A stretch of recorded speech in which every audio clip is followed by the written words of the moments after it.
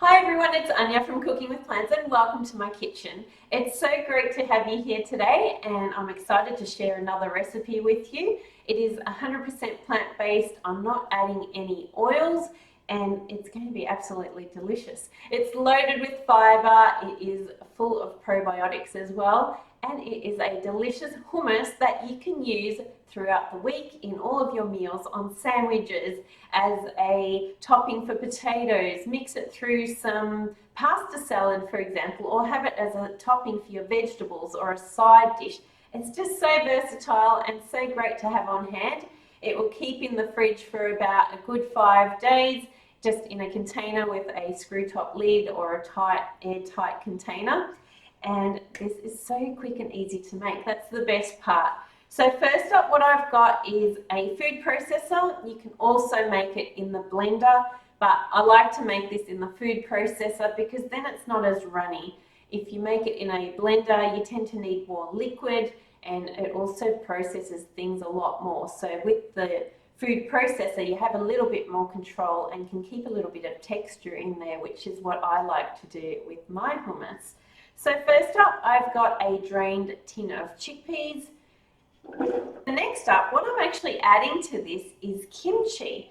So kimchi is fermented. It's usually a cabbage base or different types of vegetables, and this one is store-bought. It is loaded with probiotics because it is a pickled and fermented type of dish, and you can use this on its own, but I like to mix it into my hummus. So it's a probiotic hummus at the end of the day. This is so amazing. Give it a try. If you've never had this before, I promise you it is absolutely delicious and absolutely amazing in sandwiches. You don't need much. It just adds a really nice kick of flavor. So good.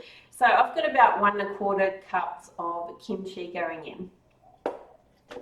I've also juiced a large lemon and the juice of that is going into this dish as well. Now, this is totally optional, but I like to add tahini into this. It adds a little bit of extra calcium and you're not using much at the end of the day. So it is a seed, so you're safe if you have a nut allergy. It's absolutely delicious. But yes, very, very good if you want to add some extra calcium into your diet.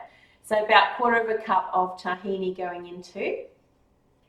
Then, if you know me, you know I like spice. So to this, I'm going to add a tablespoon of sriracha as well, or you could add your favorite hot sauce that you like, or if you don't like spice, leave it out. You could add some extra herbs and spices at the end, or a little bit of extra salt and pepper just to give it a seasoning to your palate. Just adjust it to whatever flavors that you enjoy.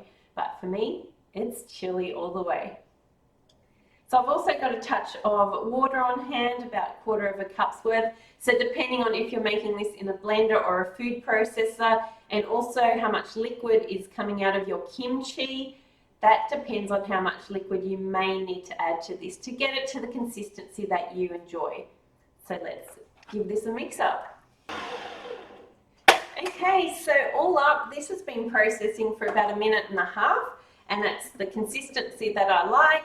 I haven't needed to add any of that extra water, so that's good. And it looks so creamy and lovely, and oh, it smells so good. Time for a taste test.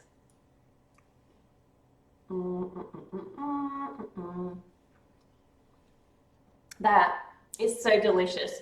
Those flavors combine so well. If you've never combined kimchi with your hummus, give this recipe a try. Like I said, it's some simple ingredients. Process them up, keep them in the fridge for the week, and add them to virtually any savory dish that you have. Yum, absolutely delicious. Give it a try, and if you're stuck for more recipes, I have a 7-day free meal plan down below that you can download right now and get started with cooking delicious, oil-free, plant-based recipes that are really, really good for you. It'll have breakfast, dinner, lunch, snacks, and even some drink ideas of what you can have during the week. Enjoy that, and I look forward to seeing you for the next recipe. Bye for now.